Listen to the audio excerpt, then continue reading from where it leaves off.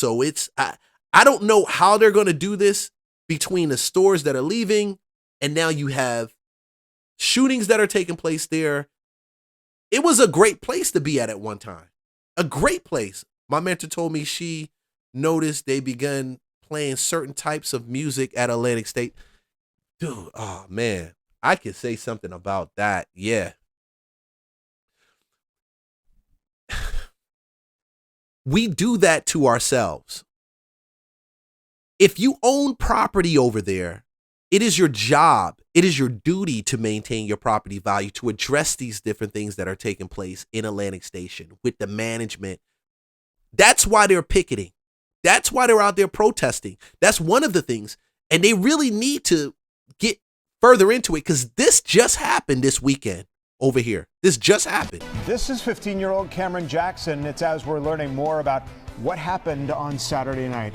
Good evening, and thank you so much for joining us tonight for Fox 5 News at 5. I'm Tom Haynes. I'm Courtney Bryant. Atlanta police held a news conference this afternoon showing new video of the shooting, also increasing the reward for information. We now know that this is a double homicide after that second person injured was killed. Now, we first told you about Zion Charles, the 12-year-old that was killed Saturday, but take a look at this picture sent by the family. We've learned 15-year-old Cameron Jackson died Tuesday as he was one of 6 people that were shot. Atlanta police released also these images of 2 of the 3 shooters from that incident. They need your help finding. We are seeing surveillance images after the gunman, along with a group of people, went to catch a train at the Art Center MARTA station after that shooting. Police say they could be heard celebrating and cheering after they injured 6 people by gunfire. Now, another sad twist, we've learned that Zion was not the intended target. In fact, he's believed to be friends with the suspects and was with them just moments before that shooting. As you see on the video, before they got to the place where the shooting occurred, he's not with them anymore. I'm not sure if they knew that he's dead at that point, but they definitely knew that people was hurt and people were shot. You can hear them talking on the train. You can hear them talking and celebrating, talking about the gunshots and things like that. Coming after Thanksgiving and headed to Christmas, the last thing that they should be preparing for is a funeral of their children. To deal with. So at this point, it is believed that Cameron Jackson, the 15-year-old that was killed, was the intended target. Police say one of the gunmen could be heard saying, quote, "That's Cameron, that's our position," end quote. So the other people that were shot in the line of fire, police have not confirmed if this was gang related, but say they will continue to follow this, of course. They also say that they continued to tirade after they got on the train. They were flashing their guns. They were throwing up gang signs. They also went to a separate gas station where they antagonized a separate group of people as they rode away from the scene. Now, we're also learning the other 4 people that were injured in this shooting were treated at the hospital and have been released. But again, this is just a heartbreaking story throughout the city that has caught national attention here of this double homicide. The reward for Crime Stoppers has increased to $10,000. That's the latest here at APD. I'm Eric Perry, Fox 5 News. 12-year-old and 15-year-old. 12 and 15. There used to be a time in Atlanta where they had this thing called the Red Dog Unit. Red Dog was responsible for chasing down gangbangers in the PJs and in some of these areas like Lakewood that needed to be, that they know they wanted to do some level of revitalization too in preparation for the Olympics, 96 Olympics. After the 96 Olympics, after that change, Red Dog Unit slowly started to go out. If you know the story of BMF, they were the unit that was on the heels of BMF. Got national recognition. So they disbanded them. But it seems like when I've been looking at what's been taking place in Atlanta, it's been a combination of gang and scammers. Just slowly making it difficult and hard for people to actually appreciate the nightlife and appreciate Atlanta as a whole. Because I don't like it where they know this city as being a city where it's predominantly scammers, but that's what you see. And these gangs are not just in the city. I mean, you're talking about Gwinnett, which at one time was a pretty good area, right? Talking about North Georgia, not as much, but still there. Yeah, you're talking about the east side that they're in. Yeah. So Atlanta's got a lot of crazy things that are happening right now. So the term, when I tell people what Atlanta was and what it is right now, I don't know what to make of this city. But I do understand, and I do know for a fact that it's not the same Atlanta. It's not. And it's never going to be back to what it was before. It's just. Y'all, tell me why they. Ow! What the fuck?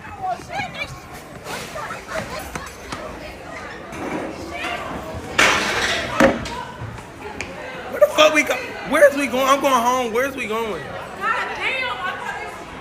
They still shooting? Oh my gosh. No, yes, go inside somewhere. Now, they're running. Yes, they need to stay. Stay where you're at, please. Sasha, this is what y'all invite me to? That's not funny. You don't take nothing serious. Mimi, you was just laughing whenever you seen the white people getting up under the table. Because you said it. Mimi, you, like what? We trying to eat and stuff? No, big. Where Chrissy? The hospital. They got, what happened? Oh, stop playing. No, they have to hide. I never been in nothing like this. I really don't know how to act. Do I get on the ground? Damn. There's always something, bro. There's always something. What is going on? Have somebody walk out. What the fuck?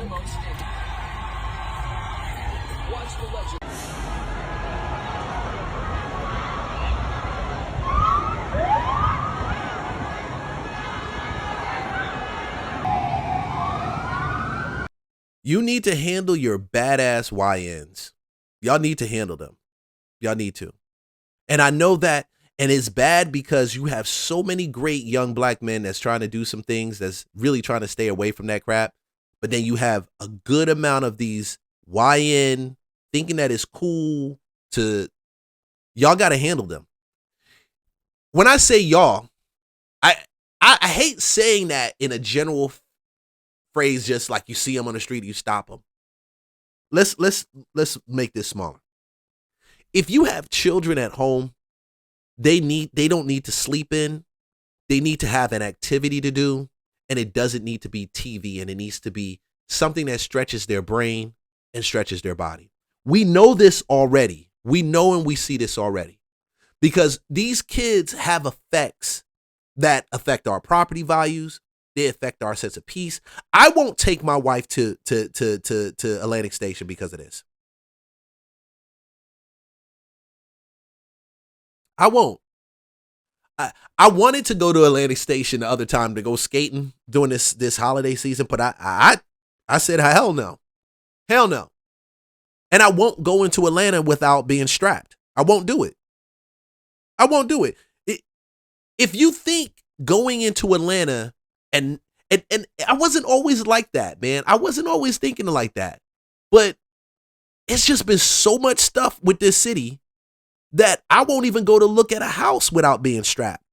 I won't drive down into the city without being, for anything, I'm always strapped. And then sometimes I got more than one gun. Because you just never know. You just never know. And this is the sad part. This is how Atlanta's changing, man.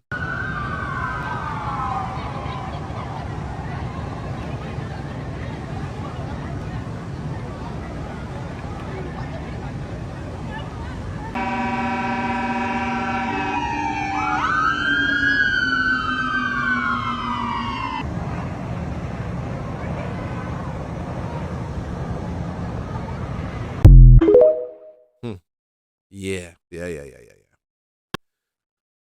Ooh. All right. I'm gonna run this last one. Then I'm gonna roll out. Unless somebody got specific one. Because I had some other ones I wanted to talk about. Oh man. we're not going to talk about the voting. Atlanta City, y'all just admitted that, 2020, there's a bunch of votes that you guys double counted. All right, I'm going to do this.